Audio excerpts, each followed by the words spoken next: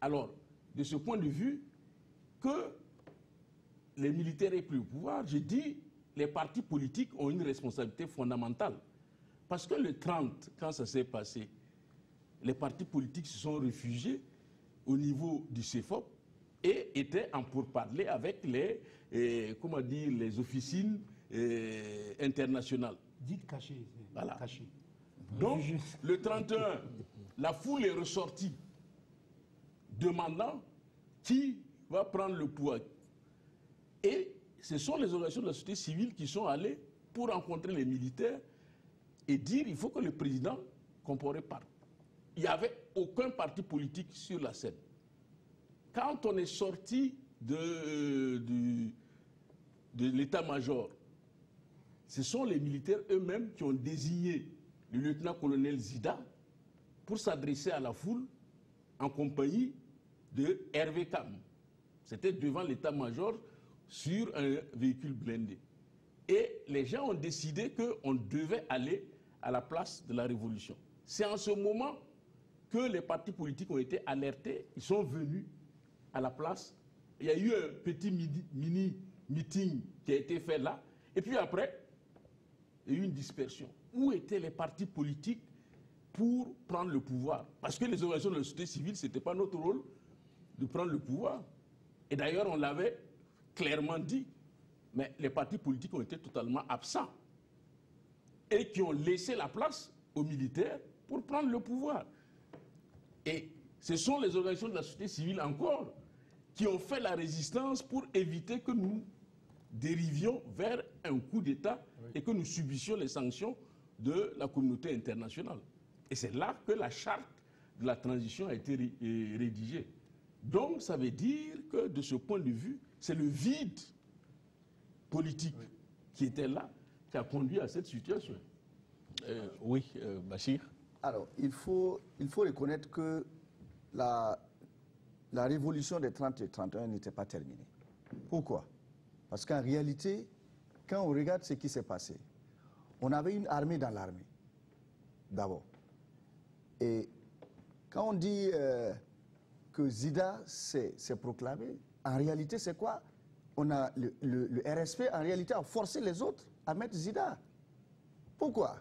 Parce que quand le général Honoré s'est proclamé président, qu'est-ce qui s'est passé? Mais on lui a dit que s'il ne se rétracte pas, on va les zigouiller. Et il s'est rétracté. Et c'est pour cela que le RSP a envoyé Zida donc, pour être président. Alors, ce que moi je veux dire par là, c'est qu'on avait une armée qui était quand même phagocytée par le RSP.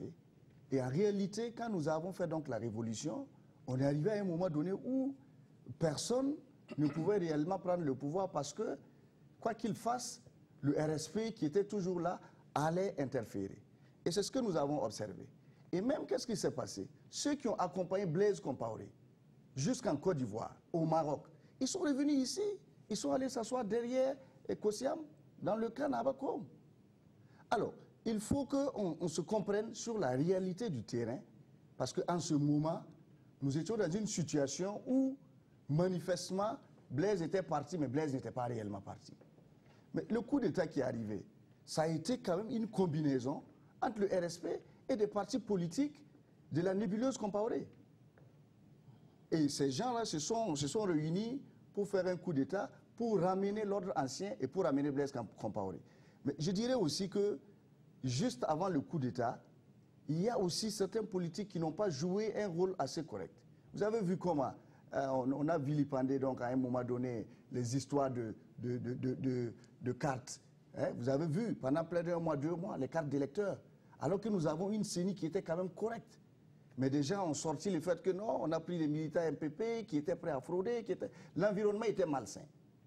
L'environnement était malsain et cela, d'une manière ou d'une autre, a donné le lit à un certain nombre de personnes tapis dans l'ombre qui cherchaient une opportunité donc, pour pouvoir sortir de l'ombre. Est-ce qu'on doit comprendre aussi, par ces propos que même en votre propre sein, au sein de cette coalition qui était le CEFOP, il y avait des pécheurs en eau trouble? Mais bien sûr, puisque même quand la loi Chérif, vous imaginez qu'il y a des partis qui étaient du CEFOP, mais qui ont dénoncé la loi au début, qui ont dit que pourquoi on va exclure des gens, mais ils sont là, ces partis-là. Mais vous avez vu quel pays au monde où il y a eu une révolution, où on a chassé un dictateur et on a laissé son parti, après 1 mois, 2 mois, se présenter et faire des meetings. Ça n'existe pas dans aucun pays au monde, sauf au Burkina Faso. Et quand on a mis la loi Chérif, on a vu des gens qui se sont dit démocrates, qui se sont dit qu'ils sont des opposants et qui ont dénoncé cette loi-là. Je dis que ce n'est pas correct. Parce que ces gens-là ont joué à l'opportunisme. Mais ce qui s'est passé au Burkina Faso, nous avons été très laxistes. On a donné le lit à ceux-là qui nous ont assassinés. Qu'est-ce qui s'est passé? Les 30 et 31, qui a tué les gens qui sont morts? Mais on n'en a pas parlé. Mais ce sont ces mêmes gens-là qui ont tué les gars. Et on dit non, non, non, non, il faut se pardonner, il faut laisser les gens, il faut machiner, il faut laisser. Voilà ce qui s'est passé. Et donc on a laissé les gens de l'ancienne majorité se réorganiser avec le RSP qui était là, qui était réellement, véritablement l'armée. Et donc qu'est-ce qu'ils avaient? Ils avaient le pouvoir politique parce que leur structure était toujours là. On n'a pas dissous les CDP, ni l'ADF, ni les autres partis. Ils avaient leur pouvoir de militaire, qui est le RSP, et ils avaient leur pouvoir financier. Donc les 3 composantes étaient réunies. Mais qu'est-ce que vous voulez? La jeunesse n'a fait que se combattre avec les mains vides. On n'a pas eu une rébellion, contrairement à d'autres pays. Mais c'est ça qui nous a sauvés aussi de la guerre civile, parce qu'un homme politique pouvait aller prendre, par exemple, une frontière, et puis armer les gens, et puis il dit qu'il allait attaquer le RSP. Mais ce n'est pas ce qui s'est passé. Nous avons trouvé nos forces à l'intérieur. Pourquoi? Parce que le peuple avait atteint un niveau de maturité. Parce qu'ici au Burkina Faso, il fallait être de la nébuleuse François Compaoré pour pouvoir faire les affaires. On a été à un moment ici où le journaliste Norbert, depuis l'assassinat de Norbert Zongo, on a vu comment le pays a basculé. Où des gens manifestement ont volé, ont assassiné, mais il n'y a pas eu de justice. Et donc ces gens-là ont oublié que le peuple a évolué, la jeunesse a évolué. Et nous avons une population à 70% fait de jeunes. Et c'est ce qui a permis à ce que nous puissions trouver les forces à l'intérieur pour pouvoir combattre tout ce qui était réuni, parce que nous avons combattu contre l'une des armées les plus redoutables de la sous-région, et ce n'était pas parti gagné. Alors, Smoke, est-ce que vous partagez les mêmes analyses? Pas exactement, non, pas exactement. Mais je suis entièrement d'accord avec le professeur Ibriga, qui a fait un tableau pour moi, très clair de la situation. Il se trouve qu'on sous-estime beaucoup le rôle de Blaise Compaoré. Je vais revenir aussi sur le fait qu'on ait dit que le général Nobéré, éventuellement, a été l'armée, les RSP n'étaient pas prêts. Non, c'est pas vrai. C'est pas comme ça que nous, on l'a ressenti. Le général Nobéré a été hué par la foule. C'est le peuple qui ne voulait pas de général. Parce qu'il était clairement établi le rapprochement entre le général et Blaise Compaoré. Par contre, un personnage que personne ne connaissait. Zida qui était quand même le gardien de sommeil, c'est lui. C'était un personnage. Excusez-moi, je ne vous ai pas coupé la parole. Permettez-moi que je m'exprime, s'il vous plaît. Oui, mais... Le lieutenant-colonel Zida était un personnage complètement inconnu, déjà de nous-mêmes. Nous-mêmes, on ne savait même pas faire la différence entre un treillis de militaires et un treillis de RSP. C'est pour vous dire jusqu'où ça allait. Et il a exactement peint le tableau. Il y avait une absence totale de l'opposition sur le terrain. Il n'y avait pas de prise de responsabilité à ce niveau-là. La société civile était livrée à elle-même, obligée de faire des choix, et de faire des choix les moins criminels, c'est-à-dire les moins coûteux en termes d'évolution. Mais bref, je ne vais pas m'attarder là-dessus. On se connaît, je dis, on apprend à se connaître. Voilà. Je pense qu'il y a déjà, on peut dégager déjà des tendances. Maintenant, par rapport, je parle de Blaise Compaoré, qui est assis en Côte d'Ivoire. Quand je dis assis même, il est à l'aise en Côte d'Ivoire. Le véritable problème, c'est Blaise Compaoré, aujourd'hui qui a été extradé avec l'aide de la France, de l'ambassade de France, mais avec bien entendu la bénédiction aussi des autorités de ce pays, etc., avec des complicités, tout ce qu'on veut. Aujourd'hui, tous ceux qui sont là, qui ont le RSP, on parle, on raconte, tout ce qui s'est passé ici, ce ne sont que les serviteurs et les larbins de Blaise, du régime de Blaise. Ils ne font que continuer à essayer, je suis tout à fait d'accord avec le professeur, de faire revenir leur mentor. Et c'était ça l'objectif. Au-delà de dire qu'il y a des frustrations, on veut nous embrouiller, c'est un prétexte. Le lieutenant-colonel Zida est juste un prétexte. Qu'est-ce que le lieutenant-colonel Zida était véritablement au sein de cette nébuleuse comparée là, en termes de puissance, de pouvoir, etc. Donc je pense que c'est quelqu'un qu'ils ont voulu manipuler. Et à un moment donné, il y a eu une puissance populaire sincère, honnêtement. La sincérité du peuple burkinabé se sentait dans sa réaction. On ne calculait pas. Moi-même, j'aime utiliser le mot naïf. On était naïf. Comme on était au courant de rien, et cette naïveté-là nous a menés jusqu'au bout. On s'est battu parce qu'on avait des convictions, on les défendait, sans calcul politique. Et donc les gens ont interprété comme ils voulaient. Mais en réalité, on était sincères. Et c'est cette sincérité-là qui a combattu le RSP. Parce que le RSP ne s'attendait pas. Ils pensaient qu'il y avait des gens qui tiraient les ficelles derrière. Or, il n'y avait personne. Il n'y avait pas de gépéto. Il n'y avait pas de marionnettistes. Nous n'étions pas des marionnettes. Nous étions des gens décidés à en finir avec ce régime de 27 ans. Et après cela, ils ont continué à vouloir réintroduire l'ancien système. Ça n'a pas arrêté. Et je vous dis, quand je dis ça n'a pas arrêté, ça continue. C'est pas terminé. Ce serait une erreur fondamentale de croire qu'aujourd'hui, la Comparose, ils ont rangé tout, et ils sont prêts maintenant à disparaître. Non. Vous avez la preuve avec les mandats d'arrêt. Des mandats d'arrêt qui ont été émis par un État souverain. Un tripatouillage honteux qui a été fait en l'espace de 24 heures avec des ratures sur des actes juridiques pour donner une version qui disait oui, c'est normal, ces mandats d'arrêt sont normaux, et puis après dire non, c'est pas normal, etc. Des limogeages de juges, etc. On a vu cette embrogliose-là qui n'avait qu'un but, c'est d'essayer finalement de préserver encore, comparer, et bien évidemment, la complicité aussi des gens comme Soro. C'est fondamental. Et tant que Blaise Compaoré, finalement, ne répondra pas devant la justice, s'il est innocent, qu'il soit innocenté, mais s'il est coupable, il faut qu'il paie.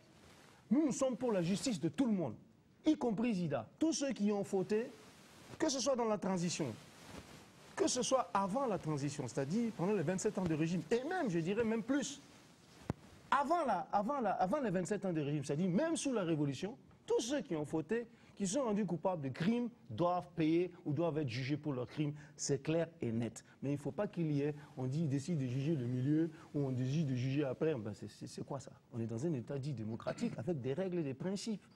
Il faut que les gens comprennent que quelque part, la justice, c'est un côté pédagogique. On parle aujourd'hui d'incivisme, on parle de gens qui ne respectent plus rien. Mais tout cela vient aussi de ça. On va aborder les questions judiciaires pour terminer ce débat. Oui. Il faut quand même qu'on relève quelque chose. Oui. Pour ce qui est des procédures judiciaires en cours, je pense qu'il ne faut pas apprécier les choses aussi évasivement et aussi rapidement. Les procédures judiciaires, elles sont en cours. Je pense qu'il est sage de les laisser poursuivre leur cours. Et parce que finalement, bon, quand on lit dans la presse les déclarations des uns et des autres, quand on écoute les propos des uns et des autres, il y a un peu trop d'embrouille autour de tout ça. Je pense, comme cela a été dit, tous ceux qui ont posé des actes, ils sont justiciables devant la justice dans cette situation-là. Et la justice doit faire son travail dans les règles de l'art. Ce qui ne veut pas dire que la justice elle-même, qu'on ne puisse pas lui exiger aussi la transparence, la célérité, etc. C'est ce que tout le monde fait. On trouve que la justice est lente, on trouve qu'il y a ceci, il y a cela. Bon. Donc, je pense qu'il faut qu'on fasse quand même attention dans la manière d'apprécier ces questions-là. Parce qu'il y a des aspects qui ne sont pas toujours à la portée de tout le monde. Pas aller savoir ce qui se passe dans les palais de justice. Vraiment, moi, je préfère ne pas trop m'aventurer. Il y en a qui sont dans les secrets de Dieu. Mais vous savez, c'est aussi ça, le truc là. C'est-à-dire, si on ne crée pas les conditions de sérénité, la justice elle-même travaillera difficilement. Voilà. Mais ceci étant, si on parle de tripatouillage, de mainmise, moi je ne pense pas. C'est-à-dire que si le gouvernement ou le président a posé un acte qui va au-delà de ses prérogatives, il peut aussi être attaqué, hein, c'est tout à fait normal. Donc, bien, le ministre, dans l'état de droit, oui, chacun doit jouer son rôle. Oui, votre point de vue est bien compris sur ce sujet. Je pense qu'à la fin de l'émission, chacun aura l'opportunité, on va dire en 1 ou 2 minutes, de donner véritablement son appréciation des dossiers au plan judiciaire. On va pour l'instant revenir à cette union sacrée. Bachir a dit que la révolution ou l'insurrection populaire n'était pas terminée. Siaka, c'est votre opinion? Bien sûr. D'autant plus que moi, je suis de ceux qui n'utilisent pas le terme insurrection pour qualifier ce qui s'est passé le 30 octobre. Moi, je parle de soulèvement populaire. Pourquoi? C'est l'une des raisons pour laquelle la transition a été tumultueuse et que nous avons eu un événement malheureux à l'intérieur comme le coup d'État. Et pour revenir au sujet du jour, il s'agit de rappeler l'événement qui a eu lieu en septembre 2015 et puis réfléchir autour de cet événement, qu'est-ce qui a fait qu'on en est arrivé à ça. Et là, c'est là où, tout en prenant en compte ce que Procès Ibriga a dit, événements pour lesquels je n'étais pas loin de lui en ce moment-là, je suis obligé également de reprendre ce que le colonel a dit sur le fait d'avoir laissé les militaires prendre la direction du pays après la démission de Blaise Compaoré. Ça, c'est fondamental et il faut qu'on revienne là-dessus. Et pendant la transition... Mais est-ce qu'il y avait les moyens de faire autrement? Voilà, j'en viens. Quand on s'est rendu compte qu'il y avait beaucoup de travers qui se déroulaient et que finalement on n'était pas très loin de ce qu'on avait quitté, moi je suis allé voir Zéphirin Diabré pour lui dire c'est votre faute s'il y a tous ces problèmes-là.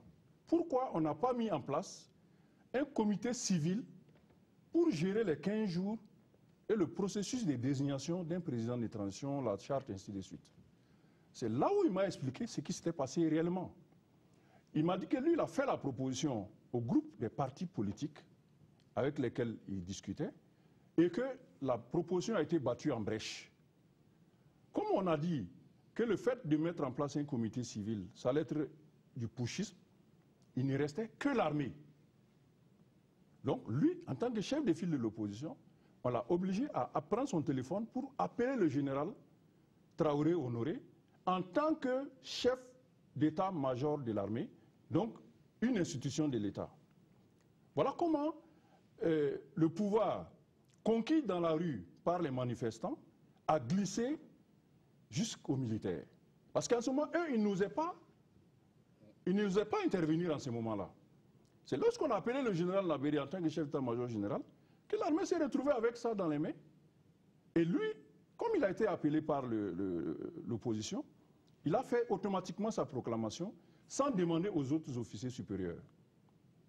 C'est là où, quand il y a eu quelques récriminations parmi certains de ces officiers, qu'ils ont décidé de faire la réunion du 31, et c'est dans cette réunion du 31, Zida a été désigné comme le représentant du RSP parce que les autres étaient occupés à protéger la sortie donc, de leur chef, Blaise Compaoré. Et puis voilà, lui, il est venu avec des fantassins, mieux armés donc que les autres. Et puis voilà comment les choses se sont déroulées. Donc à partir de ce moment, il est difficile que nous ayons encore le contrôle, je parle des forces vives, démocrates, de la situation. Et vous voyez que lorsqu'on a fait le plaidoyer, aidé, et heureusement par la communauté internationale, pour avoir une transition civilo-civile, donc intégralement civile, on a réussi à faire remettre le pouvoir à un président civil désigné. Mais vous avez vu ce qui s'est passé. Comme le respect était resté toujours fort dans la situation, ils ont accepté qu'on désigne, et c'est le candidat de l'armée qui a été désigné président de la transition, avec peut-être un marchandage que le Premier ministre soit là. Voilà un peu comment nous avons échoué dans cette révolution, entre griffes, et puis avec tous les problèmes qu'il y a eu par la suite. Alors, Bachir, ces péchés originels, est-ce qu'en tant que politique, vous l'assumez? Alors, je voudrais revenir sur un certain nombre de choses. Vous savez, cette révolution, où tout ce qui s'est passé, ce n'est pas seulement la société civile. Ça a été un tandem. Et mes frères du ballet citoyen sont là. Il y a eu des moments où nous avons harmonisé nos actions sur le terrain. Les checkpoints, de comment on va barrer les routes, on l'a fait de façon coordonnée. Donc il faut comprendre que pendant la lutte, nous étions ensemble. Ce n'est pas seulement la société civile qui a fait le travail, mais nous, les jeunes politiques aussi, on s'est organisé avec toutes nos structures de tous les arrondissements et de tous les secteurs. On a mis ça à la disposition des éléments donc, de la société civile et nous avons fait le travail ensemble. Alors, pour revenir donc au péché originel dont vous parlez, vous voyez, c'est une histoire qui se répète. En 1966, quand les syndicats ont marché, qu'est-ce qu'ils ont fait? Quand Maurice est tombé, on est allé tirer l'armée et on les a donné le pouvoir. Ça a commencé en 1966. Donc, il ne faut pas être étonné, ce n'est pas comme si c'était extraordinaire, mais ça a une histoire. Et après, qu'est-ce qui s'est passé? Depuis 1966, quand les militaires ont goûté au pouvoir, ils sont restés. C'est ça le problème. Est-ce que les gens oublient? Blaise, c'est un militaire, un redoutable militaire, qui a assis son pouvoir pendant 27 ans. On ne déboulonne pas un pouvoir politique, un pouvoir militaire comme ça de 27 ans avec le coup de baguette magique. Donc il faut que quand même, il faut raison garder, comprendre que le Burkina Faso vient de loin. Ce qui s'est passé, il fallait opérer une transition en douceur. On ne pouvait pas mettre dehors ces militaires-là comme ça. Ce n'était pas possible. Et le RSP qui était là, ce qu'il fallait, il fallait réorganiser l'armée. Il faut le dire, il fallait que nous puissions avoir une armée unique. C'est ça qui était important. Et cette transition-là, c'était aussi l'objectif. C'était qu'au sortir de cela, nous puissions avoir une armée républicaine qui reste dans les casernes et que les politiques puissent faire donc leur travail. Et donc c'est pour cela que je dis, bon, en réalité, ce qui s'est passé n'est rien d'autre que le réplique donc, de ce qui s'est passé en 66. Mais aujourd'hui, je pense que le niveau de maturité politique donc, au niveau donc, du Burkina Faso nous a permis d'être à un niveau où nous espérons et nous sommes sûrs maintenant que les militaires vont résolument rester donc, hors de la politique et nous permettre donc de nous organiser.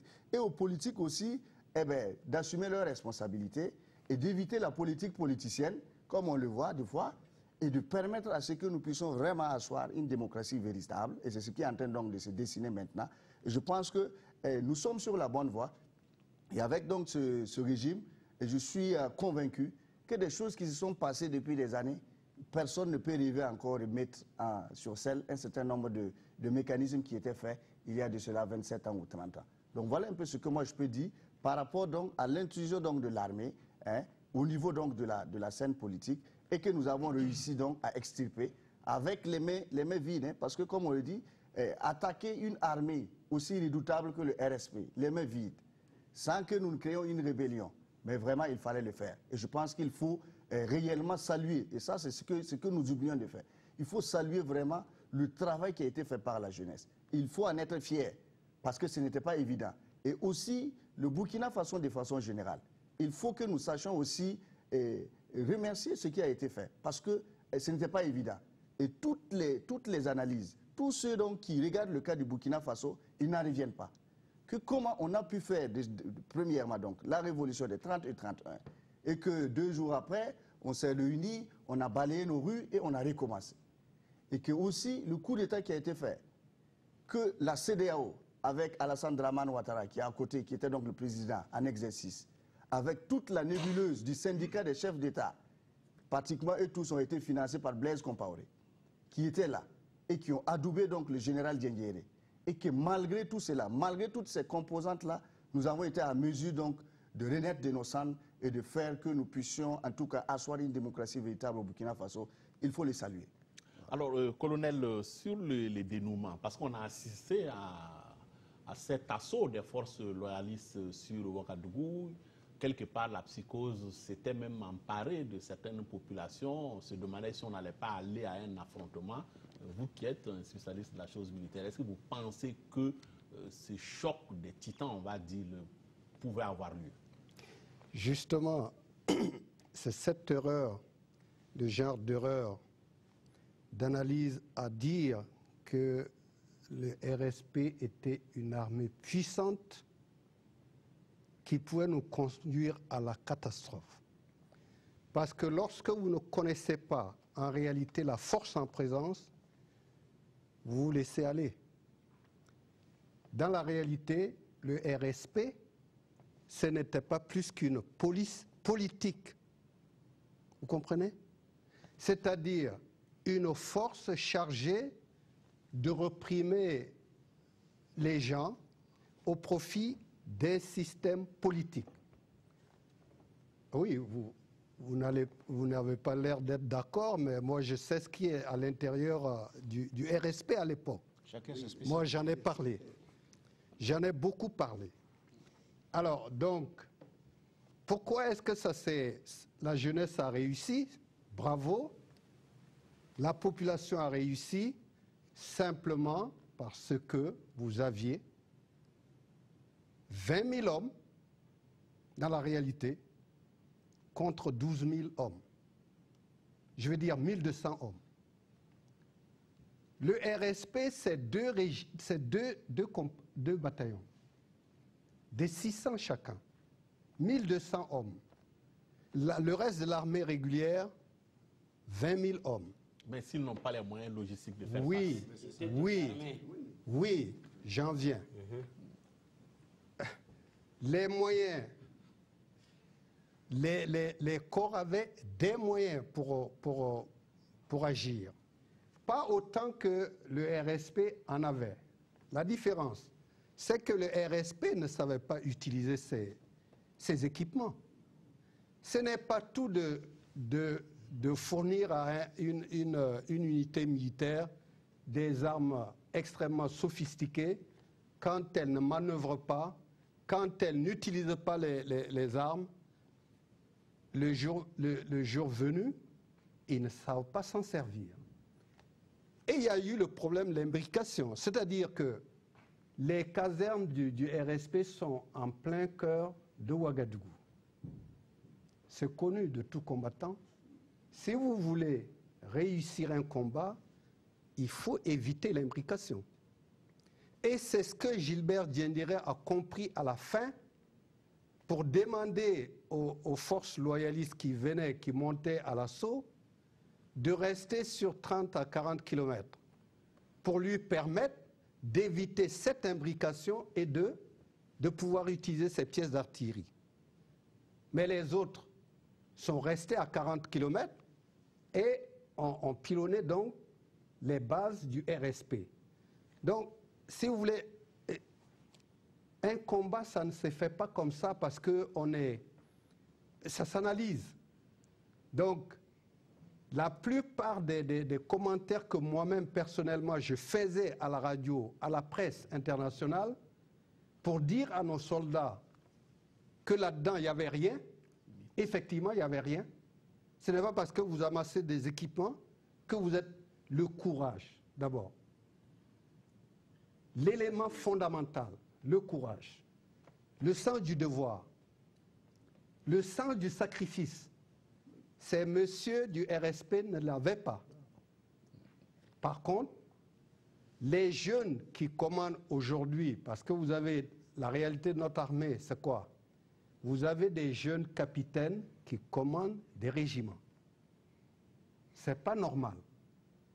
Mais, pour la situation, à l'époque, ces chefs de corps, parce que des capitaines qui sont chefs de corps, n'avaient pas besoin des ordres de qui que ce soit, puisqu'ils étaient eux-mêmes chefs de corps. Vous voyez? Donc, ce sont ces gens-là qui sont venus faire le travail. Et parce qu'ils étaient motivés.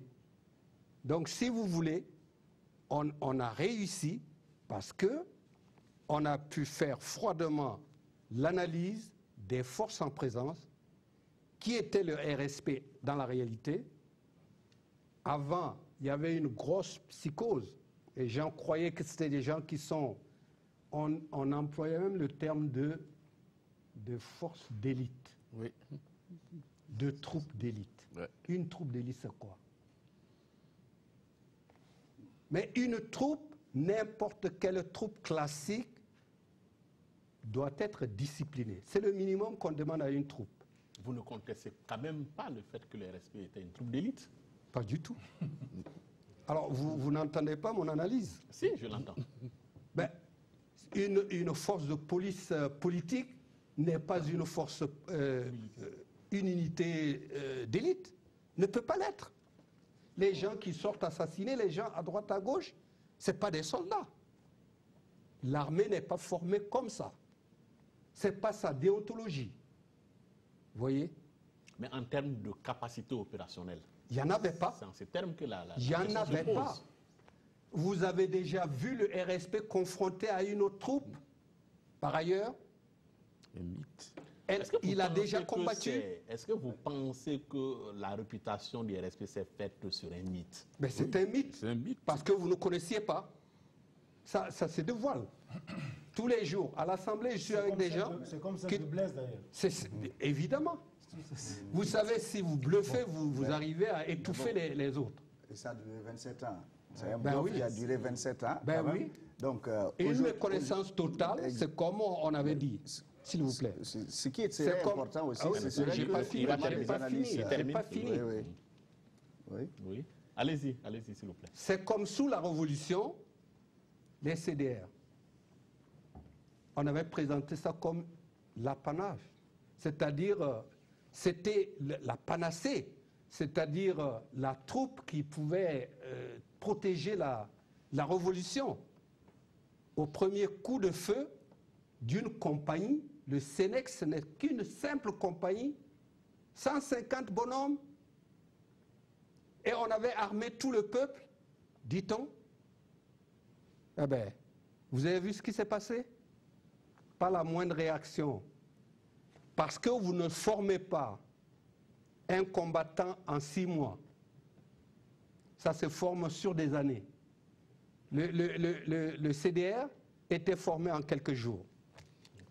Oui, Bachir. Oui, je voulais juste souligner que la situation était telle que, au niveau donc, juste après donc, la mutinerie que le Burkina Faso a connue, vous savez que au niveau donc, des camps militaires, ils étaient pratiquement désarmés. Voilà pourquoi, même si vous avez un criminel qui a un fusil entre les mains, en face même si c'est une armée de 2000 personnes ou bien de 20 000 ou 1 million, s'ils n'ont pas d'armes, c'est difficile.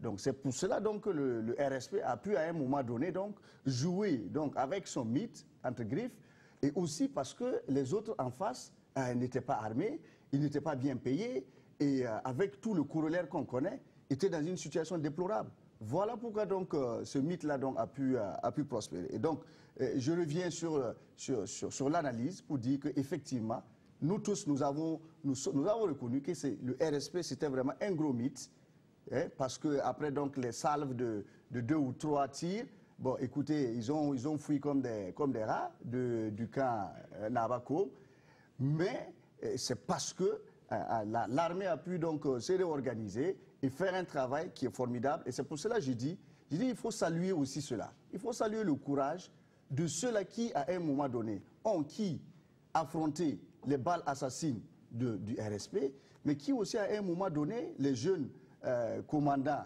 qui ont aussi fait un travail formidable à ce niveau-là. Et donc, ce sont ces gens-là. C'est pour cela que je dis, nous ne saluons pas à sa juste valeur aussi le travail qui a été fait et le sacrifice aussi qui a été donc fait par les jeunes et par toute la population entière. Ok, voilà. En 1 minute. Oui. Beaucoup a été dit déjà. Hein. Donc, moi, je crois que aujourd'hui, nous avons suffisamment d'éléments pour comprendre qu'est-ce qui s'est passé. Et pour revenir à la question du mythe du RSP, moi, je relativise un peu quand même cette idée qu'en fait, il n'y avait pas grand-chose à l'intérieur. Moi, ma réflexion, c'est que la fin du coup est plutôt une question interne à l'intérieur du RSP là-bas. Probablement, le fait que le général Gingéré, dès le soir du 17, a affirmé sur France 24 que dès qu'il y aurait un accord avec la CEDEAO, le coup allait cesser. Je pense que les autres éléments du RSP n'étaient pas sur cette longueur d'onde et peut-être n'étaient pas tout à fait d'accord avec ça. Et effectivement, dès qu'on a vu que la CEDEAO, malgré tout ce qu'on a reproché au président Macky Sall et aux autres qui sont venus ici, dès qu'ils sont revenus d'Abuja avec un texte, effectivement, il y a eu des accords aussi entre les différentes unités militaires ici pour finaliser l'affaire. C'est peut-être ça, à mon avis, qui est l'argument principal qui a justifié qu'on a abandonné, enfin, le RSP a abandonné son truc. Donc, il faut aller à l'intérieur, peut-être, pour voir aussi des facteurs explicatifs de ça, et puis ajouter seulement la résistance comme un deuxième argument qui est venu, effectivement, aussi, notamment avec la communauté internationale qui mettait la pression pour revenir à une situation normalisée. Et on a vu, la déclaration de la CEDEAO disait la remise en place des autorités de transition, si on se rappelle bien. Donc, moi, je ne vois pas en quoi... La première ou la deuxième déclaration? La première ou la deuxième? La première déclaration. Non. Parlait donc de la remise en place des autorités de la transition. Le CNT était dissous. Le CNT était complètement paralysé et ne pouvait rien faire. Oui, ça c'était la déclaration du CND. Non, ça, on ne tient pas compte de ça. Du CND, oui, de Macky Sall. Pour ça que je vous demande de me dire si c'est la première déclaration avant de retourner à Abuja. Non, la déclaration qui a mis fin. Ah oui, ça c'est la deuxième déclaration. Voilà. Donc, d'accord. peut-être que très rapidement, oui. Le général Genguéré et le RSP n'ont pas d'eux-mêmes désarmé jusqu'à la dernière minute, malgré toutes les condamnations de l'Union africaine, de la CEDEAO et de tout ce qui s'ensuit. Ils ont fui parce qu'on a assailli le camp, on a tiré sur le camp, les autres fractions de l'armée coalisées autour du peuple. La pression a été suffisante pour qu'ils se dispersent jusqu'à la dernière minute. Donc on ne peut pas dire que c'est comme un renoncement finalement volontaire. Non, il n'y a pas eu ce renoncement volontaire.